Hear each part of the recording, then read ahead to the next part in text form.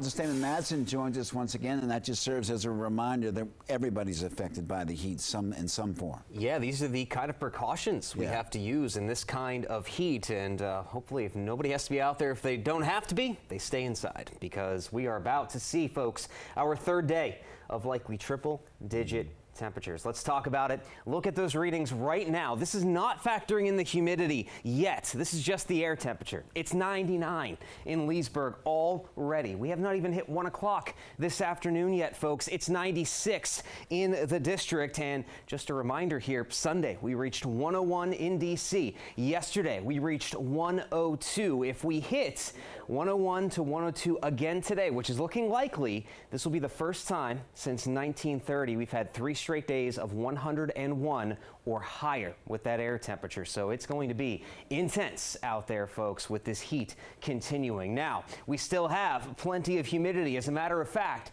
dew point numbers are actually going to be a little bit higher today than yesterday. Still downright muggy regardless. Low to mid 70 degree dew points out there across the eastern half of the area. And that is what is already pushing that heat index well into the triple digits from Interstate 81 eastward. That's where you're going to find the highest values today, but along the I-81 corridor as well, we're likely to see triple-digit heat index values for at least a short bit of time. Now, in all of this heat and humidity, thus far, we have been staying away from a frontal boundary that is still draped over the Great Lakes. They've had multiple rounds of thunderstorms up that way. Yesterday, we saw a short preview of the kind of thunderstorms that could develop in this heat and humidity across the DMV yesterday. And this front's getting closer as we go over the next couple of days. So that means an increased likelihood of scattered thunderstorms and severe weather. Now, we'll talk about that in a second, but here are the records that we will be testing once again here today. We set new records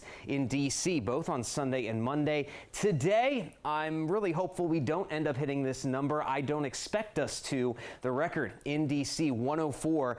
Set back in 1988, that's a common number across most of the area for those records. So it looks like we will avoid setting any new records today, but nonetheless, that does not diminish how hot and humid it is about to be for a third straight day. Here we are at 2 o'clock. Those heat index values, they're already pushing 110. They're likely to hit that, if not even get higher, up to 111, 112 over the next few hours. Now, we'll hold on to this intense heat and humidity, but this big drop you see here, that's the effect of those thunderstorms. If we can get those to develop, we want to try to avoid the severe aspect of those, but at least it would provide some very brief relief if we can get those storms to develop. So it's just walking that fine line here, folks. But here we are, 2 o'clock. We start to see mostly thunderstorms developing across the northern half of the region, up toward the Pennsylvania-Maryland line. Thunderstorms will be drifting away from that cold front, away from the Great Lakes into the DMV. We could get some development out ahead of that across northern Virginia, closer to D.C. by the 4,